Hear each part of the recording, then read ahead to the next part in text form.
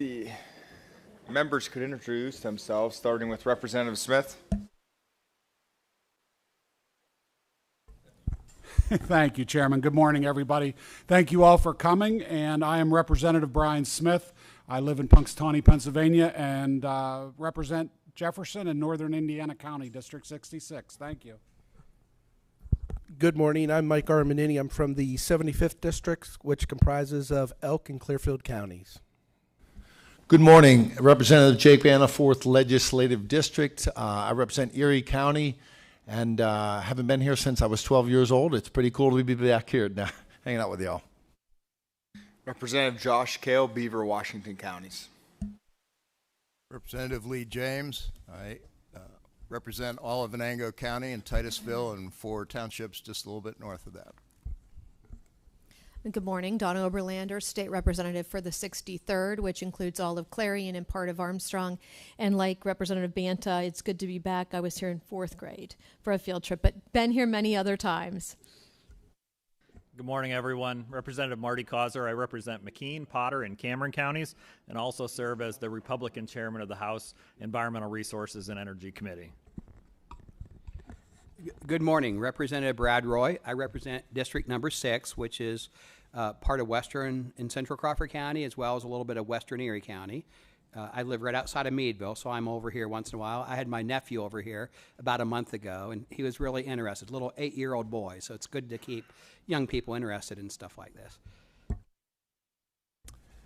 Hello, State Senator Scott Hutchinson, 21st Senatorial District. I'm going to thank the Republican House Policy Committee for coming here today. Although I'm not a member of the House, keenly interested in these issues, and of course work very closely with all my colleagues on these things. So thank you for allowing me to participate today, and it's great to be here. Senator, we are honored to have you here, and anytime you'd like to participate, you are always more than welcome. Joining us online, we also have Representative Eric Nelson. And for those of you that are online, you know the drill. Press the hand button so that we know if you want to ask a question. You can ask a question virtually. I am also very excited to be here today. I have been very interested in this part of the Commonwealth for some time. Myself being from the gas industry, that's my background professionally. I do know and appreciate some of the history here, but to actually see it firsthand, the birthplace of the oil industry, and the stories that you read about, and how this area has been developed, and the rich history you have here, I'm very excited to see some of it, to hear about some of the issues that we're dealing with today, and I thank you, Representative James, for having us here in this beautiful area. So without further ado, I'd like to hand the floor over to you, give us a brief introduction, and then we'll go from there. Thank you. Do you want me to tell everybody that Marcy Mostello is here now? Okay. Good morning, everybody. I've been looking forward to this event for quite some time. I even managed to get a couple questions in to Bert, who hopefully will pick up on the issue that I had. I'd like to acknowledge the chairman of our board, the County Board of Commissioners, Mr. Sam Brine. If you'd stand up, wave to everybody. We're glad you're here too, and he may have a story to tell later. I grew up here. I'm 3rd generation, and one of my kids is here too, and who knows, maybe we'll keep that thing going.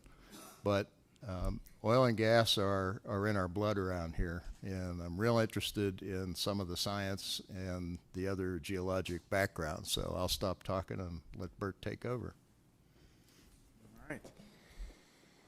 And today we do have a great panel that we are going to hand it over to here in a minute. To the panelists, we try and keep the testimony 3 to 5 minutes. If you go beyond that, no one's going to gavel you out or anything like that. We just try and keep it there because we do like to interact through the Q&A. Today in particular, we're going to be talking about brine and how it's used effectively, not just in Pennsylvania, but in other places around the United States, and how it's used safely, and how we could be doing more in Pennsylvania with it to effectively use that product. So to talk on those issues, we have 4 testifiers. Our first testifier is Mr. Bert Waite.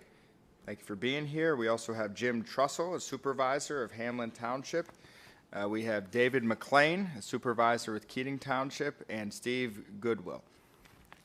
He's a supervisor and roadmaster of Columbus Township. So we're going to start with Mr. Waite. The floor is yours. Thank you very much. My name is Bert Waite. I'm a geologist and hydrologist, and I've been working in that field for better than 50 years in Pennsylvania. I am certified to practice geology in the state of Pennsylvania. Much of my work has been involved in developing groundwater supplies for industries and municipalities, and also to evaluate the impact of oil and gas operations and mining operations on groundwater and surface water. I'm glad to say that I am now retired from day-to-day activity, although I continue to serve on a few boards and advisory committees to offer back what I can. I was asked to speak today on the subject of road spreading of brine on dirt and gravel roads. And the initial question, I think, is, do we need to be concerned about what we put on roads to control ice and snow and to control dust? And, well, yeah, of course we do. We always take that seriously. Everything we introduce in the environment has a consequence. It has an impact. It leaves the proverbial footprint. Then why do we spread spread brine on roads or put anything on roads? We do it to control a risk. And that risk is of driving on snow and ice-covered roads, a risk of road deterioration if dust is not controlled, a risk of quality of life by living in a cloud of dust every time a car or truck passes by. In reality, it all comes down to risk assessment. Are the impacts to the environment outweighed by the benefits created? If your tolerance for environmental impact is zero, then nothing can be added to the road surface. Nothing at all. Not rock salt, not commercial manufactured products, not mined products from the earth can be added on the road without some impact. However, I think most of us would agree that some environmental impact is inevitable and acceptable to have safe roads to drive on. So the debate begins. Is oil and gas field brine a greater risk to the environment than other products that are routinely used when applied in a controlled and well-considered manner? To my mind, and based on many studies that have been conducted through the past several decades, the answer to that is no, it is not. For over 40 years now, actually approaching 50 years, road spreading of oil and gas brine has been conducted in Pennsylvania in a controlled and well-mannered manner. This all stopped 3 years ago when DEP put a stop to spreading of brine on roads. A couple key points here to keep in mind as we talk about this issue. The volume of brine spread compared to the total amount of brine generated is small. It's really only 1% or 2%. There are a limited number of operators in a limited geographic area over a limited time span that actually spread brine on roads. So if we try to characterize it as a catch-all disposal, cheap disposal method, that just isn't true, because there's much of the year and many of the operators, in fact, most of the year and most of the operators that can't spread brine at all. Based on this is almost unbelievable, but to my knowledge, it is true.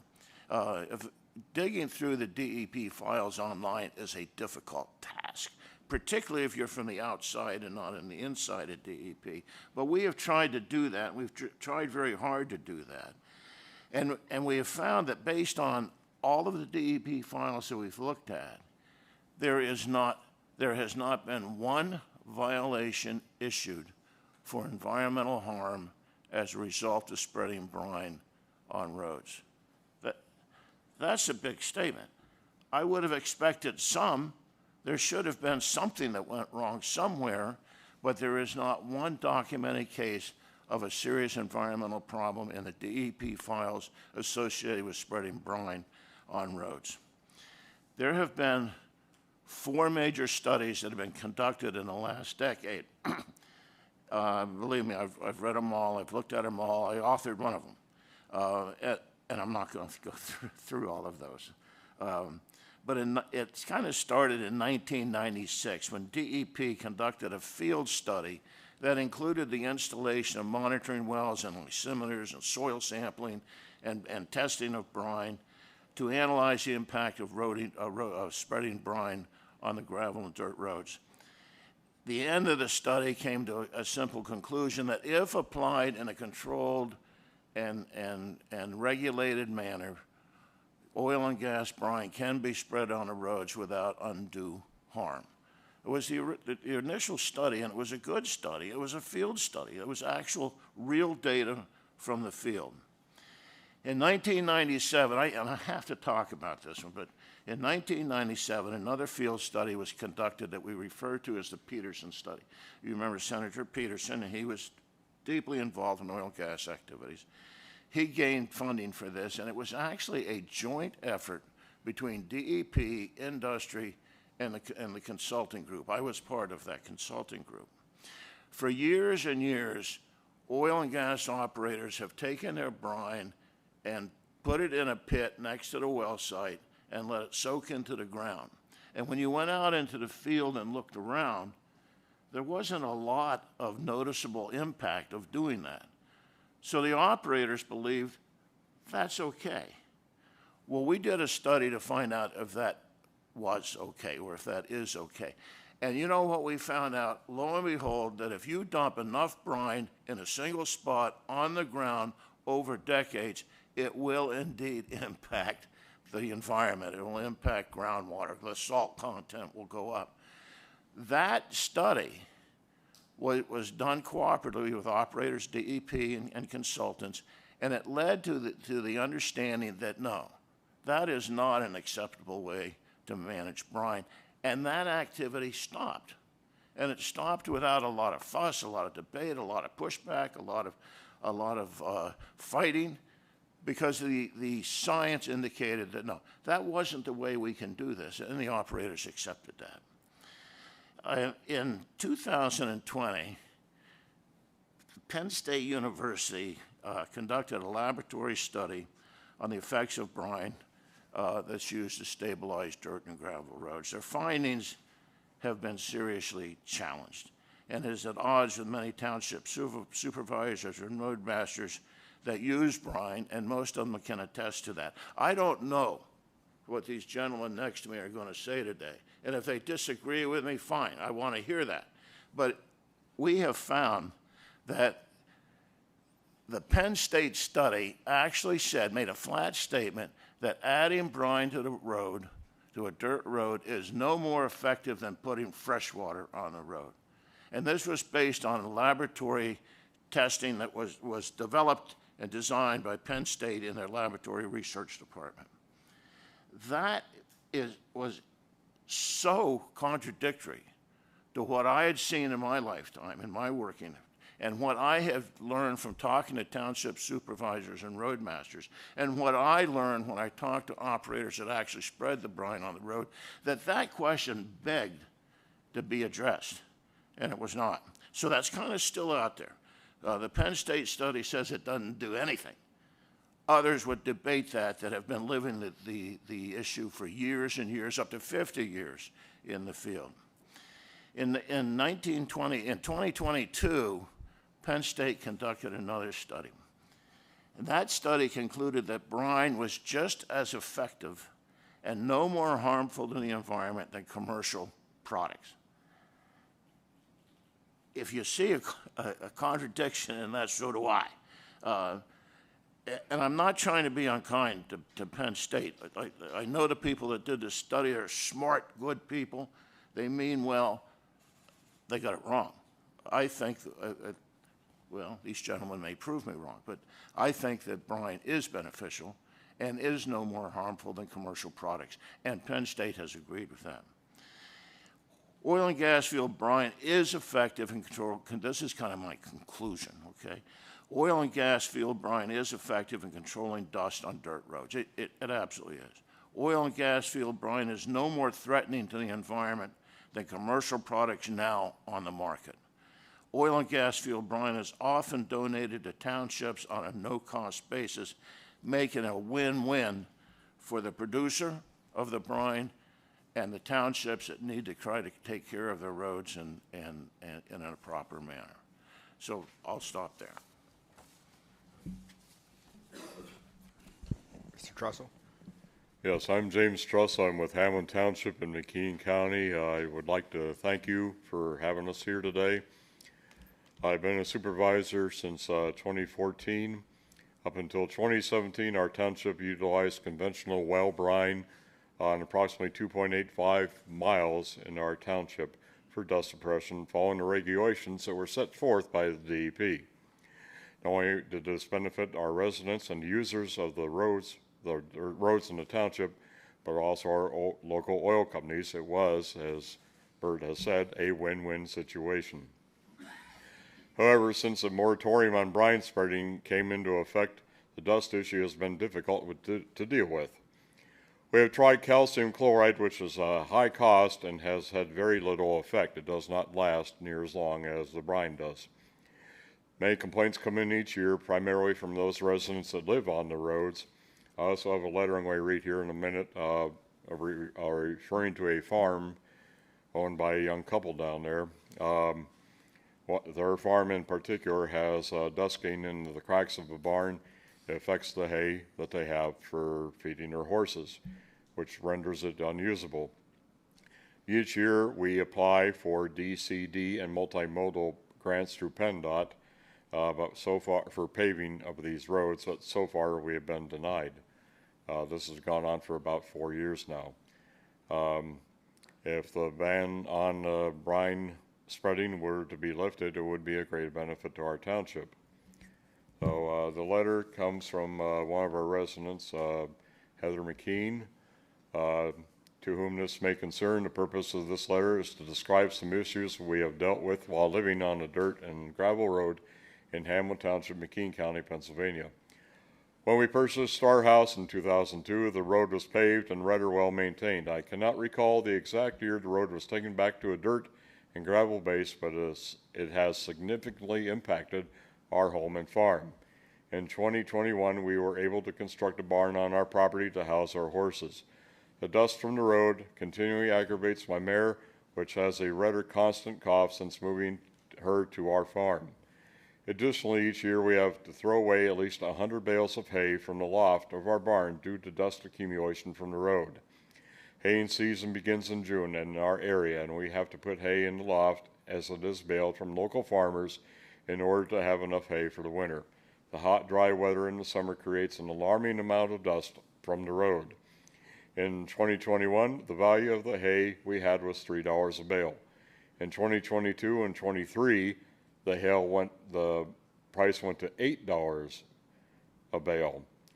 In 3 years, we have essentially thrown away $1,900 and plus in just hay due to the dust from the road. I've also had to buy a nebulizer machine for one of our horses due to her cough. It also goes without saying that the dust is horrible to live with. It's hard on our vehicles, our home, and our swimming pool. Thank you for your attention to this matter. That's all I have. Thank you. Mr. McLean. Dave McLean, Chairman of Keating Township in McKean County. I've been a supervisor there since 2014 as well. Keating Township has about 44 miles of roads to maintain. Over the years, we've seen our tax base shrink. Brine has had a track record of being a low cost and highly effective treatment for paved roads. During the onset of winter storms, pre-treatment with brine stops the formation of the ice on the road surface. Studies have shown the brine-treated roads are more effective than normal anti-skid in the early stages of a storm. Ice storms are more frequent now than heavy snowfalls for our area, and brine application builds needed time to get the plow routes completed safely. Applying brine has also helped with dispatching our plows with a limited number of employees and trucks that most township have available. Having brine back as an option for our townships would not only take some needed financial burden away, but would help make the roadway safer for our residents and our employees. That's Mr. Goodwill. Hello, my name is Stephen Goodwell. I am the roadmaster. I'm not a supervisor, but I am the roadmaster at Columbus Township in Warren County. I've been at Columbus since 1983. When I first started, we could get dust control for around 3 cents a gallon. So it would cost the township roughly $10,000 to $15,000 a year. And I might add, we have 48 miles of dirt road and 6 miles of paved road.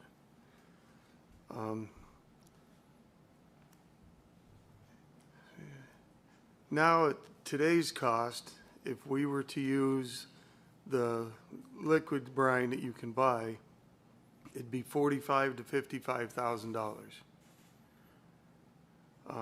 Plus, you know, back in well drilling in the 80s, we had the opportunity to get free brine out of the wells.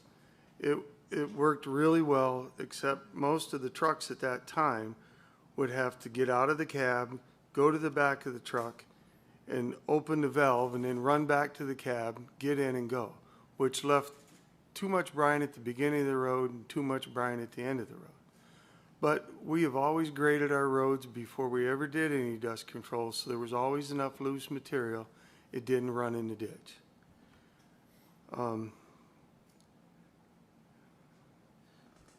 Problem being, much of that brine start and finish, like I said, was too much. So we decided that we needed to make our own truck. We built our first truck in '87 using a banjo system in the cab. We had been to a dirt and gravel seminar and saw this on a trailer. So we used that for years, and then in the 90s started using some of the same system, only using a hydraulic motor to run the pump at the time instead of a gas engine on the back. That's how we use that still today to spread the water. We used free brine until the trouble in Farmington Township that set the government to put a moratorium stop to using free brine. So then we all had to purchase alternate types of dust control. It was costing the township a lot of money and no help from the state. Columbus finally settled on using flake calcium, which costs us approximately $15,000 a year.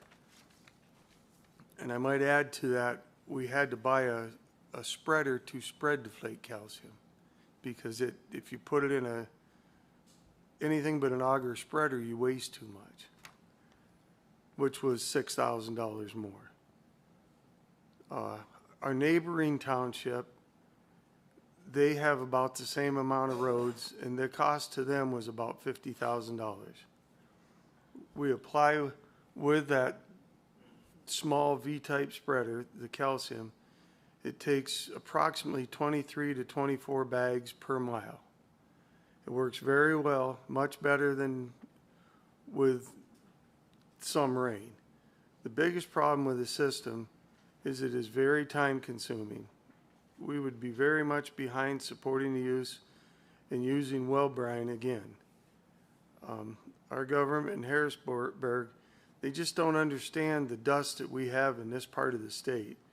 We live in a clay-based environment up here, and there's more dirt roads than there is paved roads.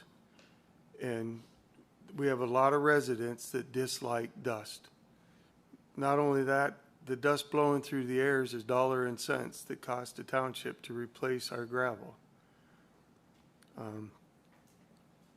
We just don't have a huge budget to do all this.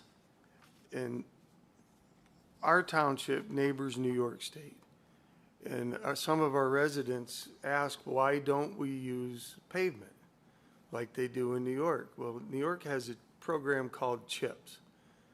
And they get so many hundreds of thousands of dollars a year to pave their roads in New York State. They do away with dust that way. Pennsylvania don't give us anything. So In closing, I've been a big advocate of the dirt and gravel program, and what Bert said about them saying that salt brine does not work on the road, I've heard the same thing, but they're wrong. It does work. It works very well. It saves us a lot of time and money. So, to us in our township and my board of supervisors, we're very much in behind getting free brine back. That's all I have. Thank you. We're going to go to Q&A now. Representative James. Thank you. I hope there's time left for the rest of the panel. I have a laundry list, but okay. Kind of kidding. Kind of kidding. I'd like to address a question to Bert, which we began a conversation prior to this. I think the public, maybe everyone in the room, has maybe a different definition of brine and what its origins are. So I'm going to ask the hydrologist, geologist, if he would explain that to us, please. Yeah, I'd be glad to. At the time, shale or silt is laid down in an ocean basin, and sand is laid down in an ocean basin, and shells are laid down in an ocean basin. Eventually, they become shale, sandstone, and limestone. At the time of deposition in the ocean basin, included within a pore space of those rocks is organic material and salt water from the sea. As it goes through a mountain building process, those sediments are converted to rock. The organic material is converted to hydrocarbons, oil and gas, and the salt is concentrated into a more concentrated form. That concentrated salt water that was originally trapped in the rock at the time of deposition in the ocean basin is essentially what we're dealing with today in a more concentrated manner. That's what we call brine. That's what we call produced water. So that liquid has been down there for eons.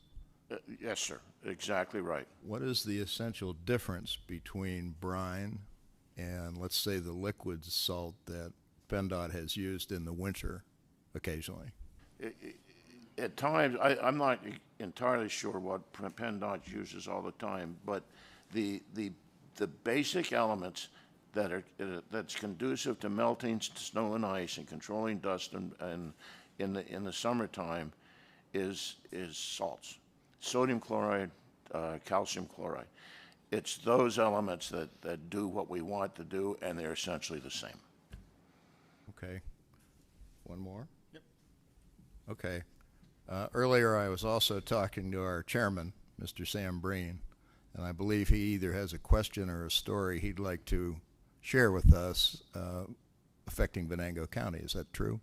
Sure, I can share a quick story. Please. I think that anyone Get a mic. Oh, yeah. They're saving this for posterity, Sam, so. See if I'm thin enough not to knock over everything. All right, so I've been county commissioner. Can I sit down? Sure. All right, great.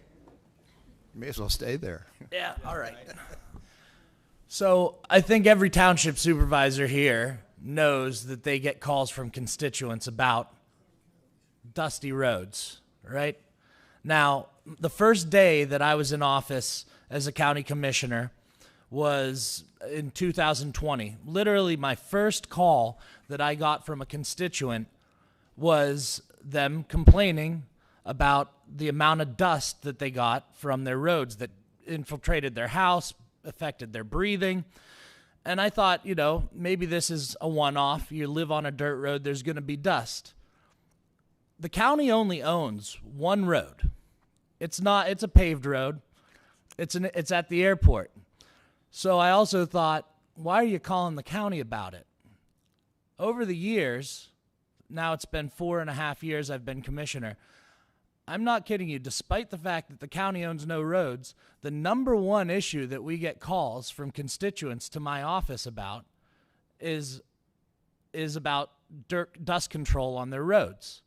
And the number one reason they all give is that they've lived there for 20 years, 50 years sometimes, but it all started and got bad after brine was eliminated as an option to use to control dust on their roads.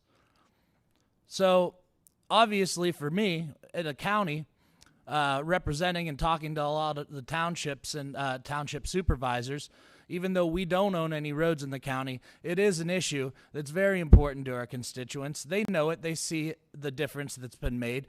And frankly, this is just one more example, a prime example of a policy that was made by a bunch of people that don't have any dirt roads, don't have this issue at all, but the idea of spreading something that's a byproduct of the oil and gas industry on their roads just sounds icky to them. So we should be making these policies based on science and the impacts that it has on the community, not because it just doesn't feel good. All right. Thank you. Chairwoman Oberlander. Thank you. I wanted to say amen when you asked the question, Representative James, about the brine that is given by PennDOT on the roads and the brine that we're talking about. And thank you, Bert, for explaining how brine occurs. And I wanted to say none of us put that there. As he said, it's been here for eons. Someone much higher, God, put it there. And so from whence it comes, hence it goes. So my questions, though, are related to what you said, Roadmaster, about the number of bags of calcium, you called it flake calcium, but then Mr. Waite called it a calcium chloride. So again, we're talking about something that is naturally occurring, being put on the roads, and you're putting 22 bags per mile, I think you said. So in one application, if I calculated correctly, of 48 miles of roads, you're putting about roughly 1,100 bags. 1,100 bags. And you have to pay for all of that versus using something that's naturally occurring that we need to get rid of, and it helps everyone. Just seems absolutely insane. So I guess I don't really have a question at all. In that area, you did mention the CHIPS program that New York State has regarding paving. And have you ever tried to get permits to cover surface with what they call impervious material? It's very difficult because then we lose our stormwater management and the water doesn't go down into the earth where it belongs. So it's just one argument, one fight after another, and I really appreciate your testimony and your willingness to share the challenges that we have all been fighting with you on for the past 3 years. So I'm hopeful that DEP takes this testimony into account and may rethink their position. Thank you. Thank you, Chairman. And we have also been joined by Chairwoman Rapp. Good to see you here. Chairman Cowser. Thank you, Mr. Chairman, and thank you to all of you for your testimony today, and special thanks to our township officials for being here, because you folks are the boots on the ground. You've actually done it, so that's very helpful for this committee, and thank you for sharing your expertise. One of the things that I wanted to circle back, and Bert, you mentioned it, the studies, because oftentimes in Harrisburg, we rely on studies when we're determining policy, and this has gone back and forth many, many different times. And Bert, you alluded to that with the multiple studies that have happened. It's been very clear that there have been studies in the field that show that this is beneficial. And then the study that was conducted by Penn State in a laboratory that DEP paid for, that we all know that you often get what you pay for. And DEP paid for this study conducted by Penn State, and then to have them come out and say that this product is no more beneficial than water. Now, I was a township supervisor myself years ago, and I wouldn't want to just spread water on the road because it would be a mud mess, and it would stay a mud mess until it dried up, and then it'd be dusty as heck again.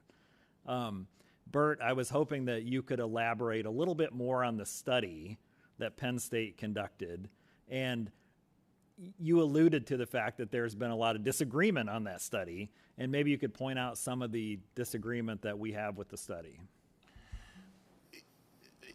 Yeah, Penn State devised a laboratory study whereby they took road material, compressed it into wafers, put it in a tumbler or a shaker, and added different concentrations of brine to that shaker.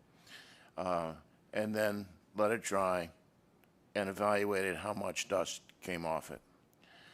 Based on that, they came to the conclusion that, exactly as you said, that brine was no more effective than just fresh water. That was in such stark contrast to what we have seen in the field and what these guys have just testified to, that it begged a question. Someone needed to resolve that issue. Penn State ignored it. They did not try to reconcile what has been going on for years and what people that in the field have known with what they found in their study. And Marty, it left a gap. And it left a gap that left most of us in a quandary as to what it actually means. And that's still there. Yeah, to me, it seems like this is a study that needed to happen out in the field to actually see what is happening. The previous studies that you referenced, I think, were conducted in the field, correct? Yes, sir. Yes, sir, that's exactly right. The DEP study back in the mid-'90s was conducted in the field. The Peterson study, where brine is being discharged into a centralized pit and evaluated what the impact was immediately down gradient from that, that was an absolute field study. The Penn State studies, no, they were not. And details about the material used, I think there's been requests for additional information from Penn State and from DEP about the materials used in the study, which I don't think they've been forthcoming, correct? Yes, that is correct. They sampled 3 brines. They got samples of 3 different oil and gas field brines, and 2 of them they were not allowed, as they said, to identify where they came from. A 3rd sample was collected, and when you look at the analysis of the first 2 samples and the 3rd sample, they were very, very different. But we do not know where those samples came from and under what conditions they were collected. Marty, it was a void in the study. There's a lot of secrecy around this study, and a lot of questions. Yes, sir. And legitimate questions, and anyone looking at it objectively would say, why the secrecy? Why don't you just produce the data? That's my concern.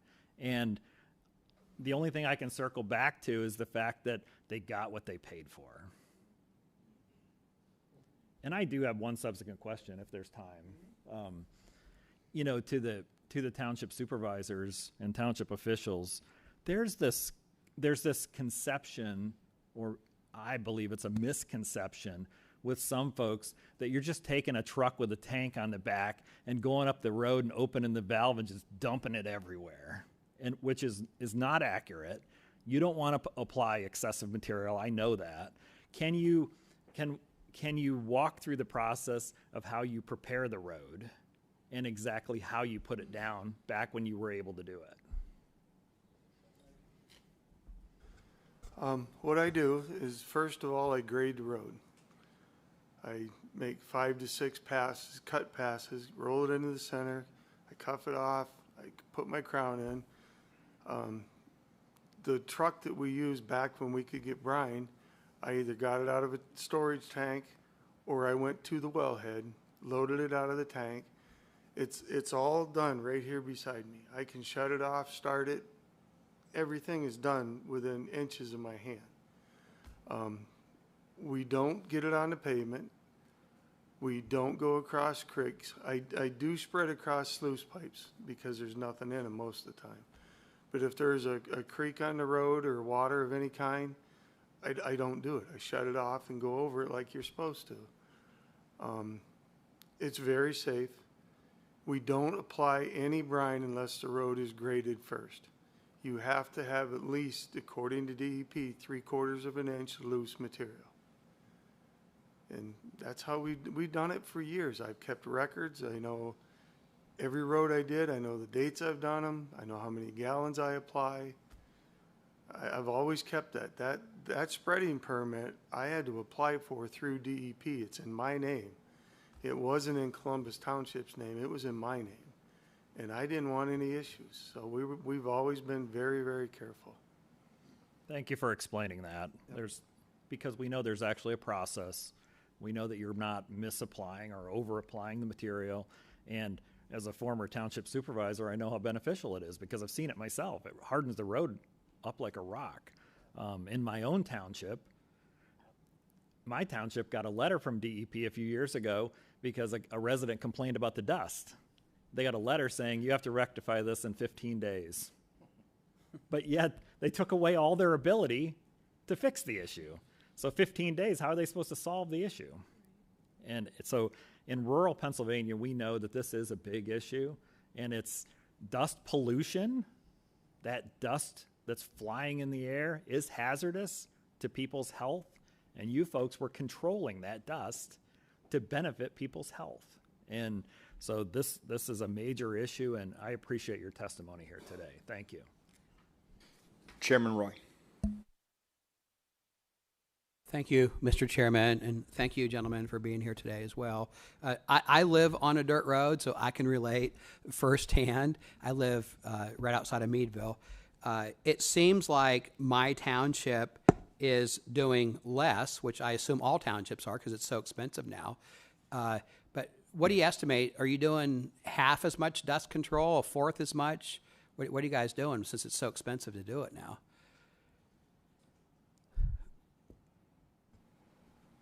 We're not doing any So you're down to zero. currently.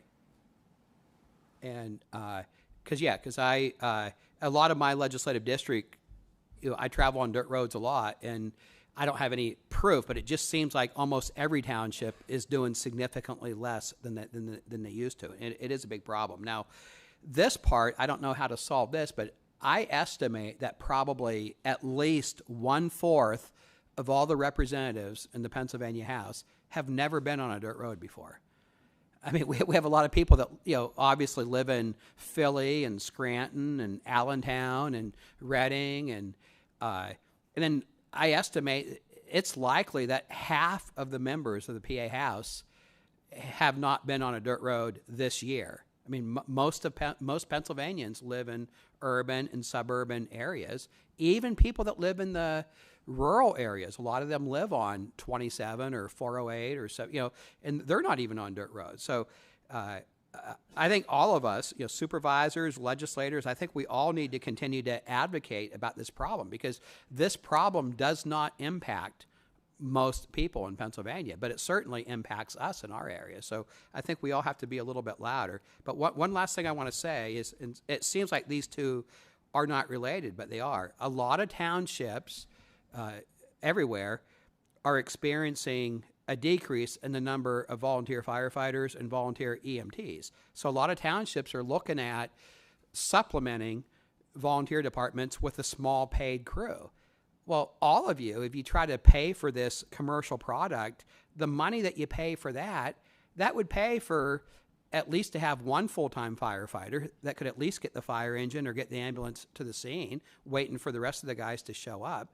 So, I mean, this I think you could really say this is impacting public safety because at the state level, we can only spend each dollar once. Well, at the township level, you can only spend each dollar once. So every dollar you unnecessarily pay for a commercial product, you can't use that money to help support fire and EMS. So I just think we all need to push harder on this, and I need to step up my game because I haven't talked very much to my urban counterparts in the legislature about how important of an issue this is. But I really think all of us need to do that. Thank you. Representative Banta. All right, guys, thanks for being here. These guys have heard this story before, but when I got out of the military in the 80s, I went to work in the woods as a well tender. I'm a conservationist at heart. I love to hunt. I had 60 wells and a compressor to take care of. Called the guys about the brine. They came and got it, spread it on the road, started the business for my buddy who did that with his truck, and all was good. If you drive down them roads now that I drove in the 80s, and there's a lot of them that are still dirt, you're going to dust somebody's house and cover everything. A lot of the houses are close to the road, so it's kind of like we all drive slow out there now in the summer not to dust their roads or their houses. But I guess this is near and dear to me because I was in that field. I saw the prosperity that the wells brought and the money to my buddy who had the truck. And it's a bit frustrating, and I think everybody in here would probably agree that the problem here is, regulation, and the answer is deregulation.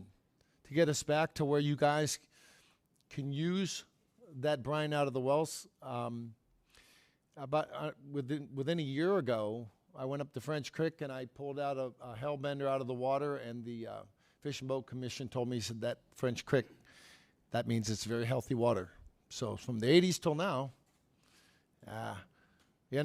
so I just want to say to you guys that thanks for being here today and stand up for this. It's a no-brainer for me down there, and hopefully we can advocate for that and the prosperity it brings to small business.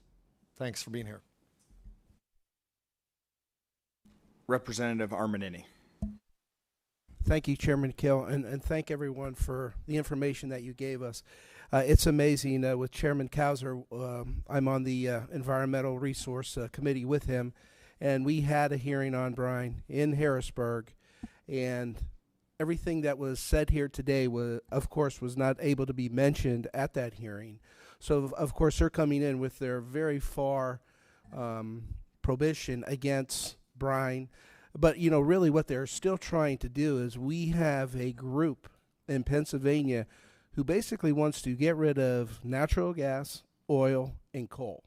So this is another, I think, ploy in their scheme to how can we attack the natural gas and oil industry by taking another product away that they were giving to rural communities. I live in rural Pennsylvania all my life. Yes, in the summertime, the brine was down and it helped the roads. We've been using it for decades, and we've really had no problems.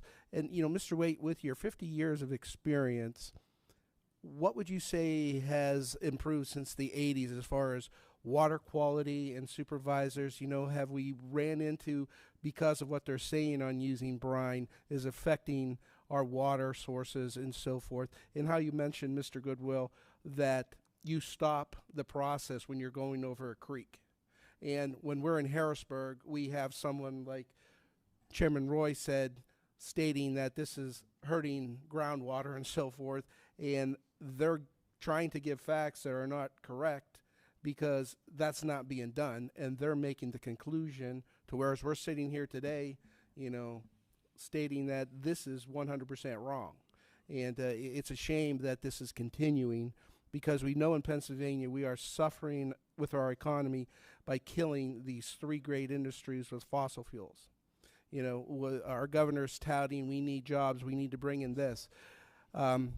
If we would leave these three industries alone, we would be one of the booming states in our country. But we're at the bottom because we're not taking advantage of that. The cracker plant in Chairman Kill's district in Beaver, there should be 5 cracker plants throughout Pennsylvania. We are losing because of this stupidity coming from environmental groups who are just throwing out fictitious unicorn theories, and we're trying to, fight against that. So, from my question, what would you feel is water quality with everything that they're saying as Brine is doing? Where is it in today's measures, would you say? Yeah, DEP developed a set of criteria on how to spread brine. And it was a good set of criteria. You don't spread when it's raining or rain is imminent. You don't spread on steep hills. You don't spread when you're going across a creek. You only spread so many gallons of brine per square meter of road surface. Those guidelines have been very effective. And so the impacts to water quality as a result of road spreading is nil.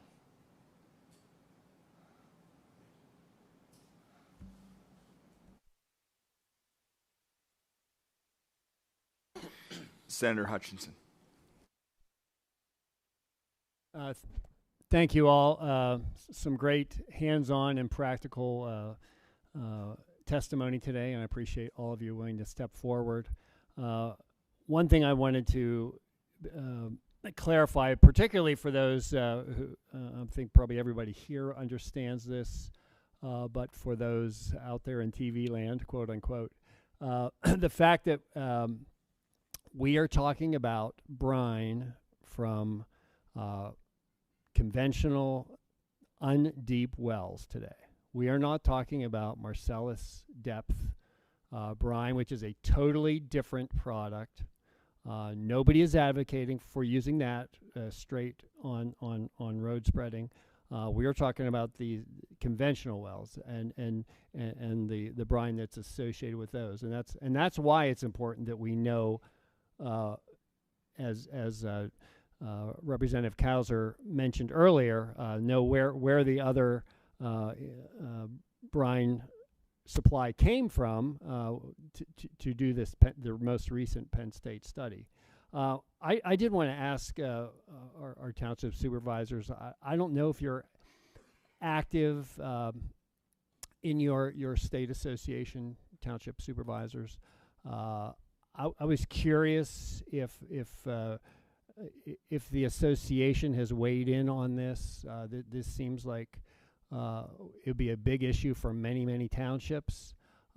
We would love to have as many advocates on our side of this issue, those of us who have looked at it and see that this is a beneficial use of a practical product. Are you aware if your association has weighed in on this? Are champions for the spread of this brine treatment in a regulated way, as you've also outlined it in your testimony? Are you aware of where they stand on that, or if they're maybe not even engaged? Not sure exactly where they stand. However, they have come out as proponents of it in the past. Okay. Well, that's good to know. We need allies. So I would believe we have a little homework to do at the county level. We have an organization, and that's where you put the work together to present it to PSATs. Great. Thank you. One other thing I wanted to touch, and I don't know, my understanding, and maybe Bert or maybe one of the others of you are aware that there is approved products for spreading on dirt roads. That is a actual. My understanding is a petroleum product. Is that a true statement or not, or has some kind of? It's some kind of chemical thing that I think it has petroleum components. Are you aware of that, Bert, or maybe you guys? Maybe I understand it's pretty expensive, but yeah. Yes, there is. Through Penn State, through the dirt and gravel, they have several materials. One that comes to mind is called Road Bond. It don't work in this corner of the state because we have a clay-based material. Some of our neighboring townships are using what's called fog seal. I think it's a watered down version of like what we used to call MC70 road oil. It works okay. You really can't have a loose road when you put it on because it takes so long to dry. If anybody drives over it, it picks up. So, and it's very costly. It's like $1 a foot to apply. So, you know, if you're going to do a mile of road, that's a pile of money. So, yeah, there is other items, but anything that's based on a shale-based material works fine in the southern part of the state. It don't work on our clay. So, yeah, there is stuff, but it's too expensive. Thank you. That was my understanding, that it was very expensive, not as effective, and I think ironic to say we can use this highly, in my opinion, maybe way more toxic thing, and it's approved, as opposed to something that has been used, is not toxic, and you can see the results after many, many years of spreading this conventional brine on our roads. This is the most environmentally clean area of the state. You know, we have high quality trout streams, water you can drink out of the creek if you had to. I mean, it's people come here because we have a beautiful environment, and we've been drilling and spreading brine for decades and decades. So thank you for your testimony today. Chairman Cowser, you had an answer to the township supervisor question. Yeah, just to offer a little bit more, and Senator Hutchison, that's an excellent question. And as Representative Armanini stated, the House Environmental Resources and Energy Committee recently had a hearing on brine spreading. And it was a very one-sided hearing, I will tell you. I think there were 5 testifiers that were vehemently in opposition to brine spreading, and 1 testifier that supported it. And it was a testifier from the Pennsylvania State Association of Township Supervisors. A township supervisor from Erie County traveled to Harrisburg to testify and support. And I do want to commend the State Association of Township Supervisors for stepping forward and supporting brine spreading, because a lot of organizations have been hesitant to step out front and voice their support for this, but the Township Supervisors Association has, and I commend them for that, and think that that was a very good question. Thank you. Representative Mistella. Thank you, Chairman Carroll. My question has to do with the actual brine water itself. As we heard from Chairwoman Oberlander, this is a naturally occurring thing, right? I mean, brine water is there. It's still being used. We're still drilling.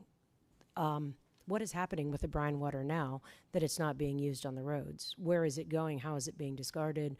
Is it being just dumped into streams, or what's happening with it? Well, I can answer that in two ways primarily. A lot of the brine that's being produced now is being reused in frac jobs for unconventional wells. The Marcellus operators are taking some of the conventional brine and use it when they're fracking their wells. A lot of the water is going to Ohio, where they have a lot of disposal wells. But I can say that since I started in this business in the last 3 decades, the number of commercial facilities that can accept brine and treat it and discharge it has been reduced by 71%. Your question is important, because the number of options available to operators is going away, and they need options. So brine water from Pennsylvania is actually being transported to Ohio to be used in another state, where we're losing out to every day. That's that what you're absolutely saying? right. I talked to a friend of mine and an operator. He drives a vac truck, a brine truck. He's made 700 trips to Ohio from Pennsylvania. Good for him. last That's year. great. That's great. A lot of money we're losing here in Pennsylvania then. And Ohio, as I understand it, charges a few cents per barrel, a few cents per gallon to bring Pennsylvania brine into Ohio. So they create a little bit of income for the state that they then are reinvesting in the oil and gas program to plug old wells, et cetera. Is Ohio, I'm sorry, Mr. Chairman, if I can keep going, I apologize. Is any of this brine water that's being transported from Pennsylvania to Ohio being used to treat any of the roads? I mean, I know there's a lot of rural roads over in Ohio as there is in Pennsylvania. Is any of that being used over there? Do you know? I do not know. My sense is yes, but I do not know that for sure. Okay, very interesting. Yeah, I just wondered what's happening with it. I mean, if we're not using it here, and sadly we're losing again to Ohio, and I hope the governor's listening to this. Thank you. It's become a critical issue. The two largest costs to any operator in Pennsylvania to produce oil and gas is first labor, second disposal of their water. That's the two largest costs. The cost to manage their water has gone up a lot because the options available to them have gone down a lot. It's an issue for the operators. All right. Any other questions? I have a couple to clean it up with, but I just wanted to see if there's any other questions. You mentioned another example of us losing to Ohio. It feels like the 20th hearing in a row where there's been a comparison with Ohio. And consistently, every single time, the reason we're losing to Ohio is because of Harrisburg. It's because of our state government. There's no reason why in the Commonwealth of Pennsylvania, we shouldn't even be talking about competing. We should be talking about dominating. We have so many inherent advantages. It's the birthplace of the oil industry here. We have the natural gas Marcellus Shale. We have manufacturing opportunities. And we want to talk about competing. We know why. We know why we're not dominant, why we're not even competing. It's because Harrisburg can't get out of the way, and this is just another example of that. Very quickly, on brine, judging by your testimony, Mr. Wade, it's basically organic salt water. Is that an accurate description of what brine is? Is it? You mentioned it was from below and is salt water trapped. Can you explain to me how, is that a fair assessment of what you would consider brine to be? I think it is. The organic part of it is the oil and gas products, and then some other longer chain hydrocarbons. And the chemical part of it, the physical chemical of it, is predominantly salt with some other things mixed in low concentrations. So when this 3 years ago was, I think that's part of the problem, is that it's called brine and no one knows what brine is. I think we've just called it salt water. You know, it's like, oh, okay, salt water. Is that really that big of a deal? No, it's not. But when this was 3 years ago, DEP said you can't keep using it. Surely there was legislation that said you can't use it, right? Was there anything passed by the legislature? Yeah, you're getting me out of the scientific realm and into a legal realm, but no, that is not what happened. So DEP just decided one day that this wasn't going to be used. DEP was challenged in front of the Environmental Hearing Board on their policy of allowing spreading under these controlled conditions. They decided that they could not defend that position and curtailed managing that through the Bureau of Oil and Gas. Let me ask you something. If you were to go to Ocean City and get a bucket of salt water and sell it to a township supervisor, could they use that on the road? Well, they could. It wouldn't be as concentrated or as beneficial as... But DEP hasn't banned that. No. Just brine. Right. That's correct. Okay.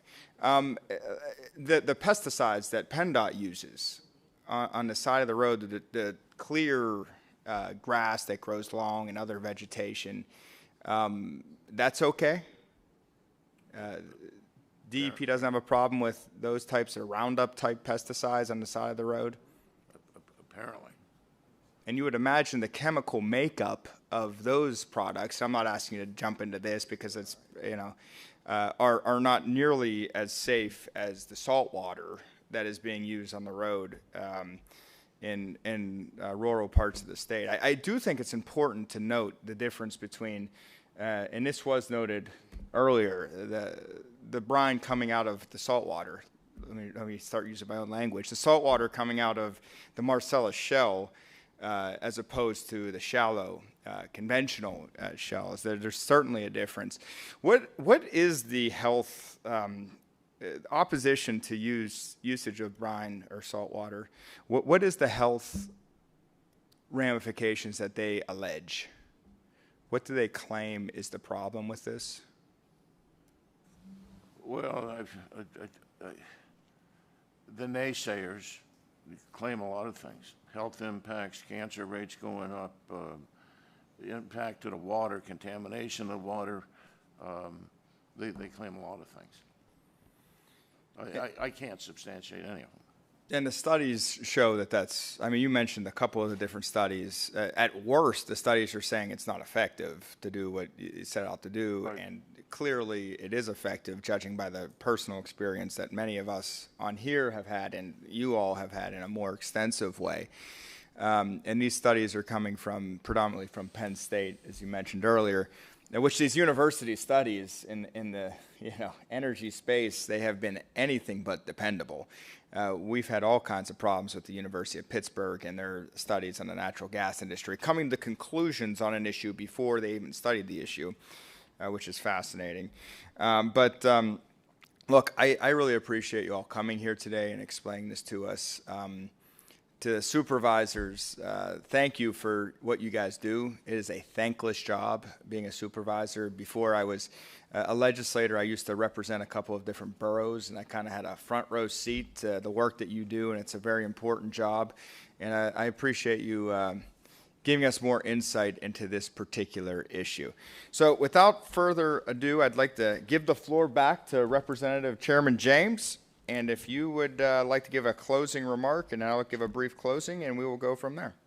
Does it have to be brief? It can be. So thank you, Chairman Kale. There's a lot of chairmen up here. You might have noticed that. Yeah. And chairman wannabes soon. So those were excellent points that you made. It felt like we were in a courtroom there, and I thought you did a marvelous job. And I guess I had forgotten the part where it wasn't actually legislation that terminated the use of brine. It was somebody in an office somewhere said, I guess we'll stop doing that. Early on when I got to Harrisburg, somebody made a little comment, said, you don't know what you don't know. And I think some of the answers to environmental questions were offered today.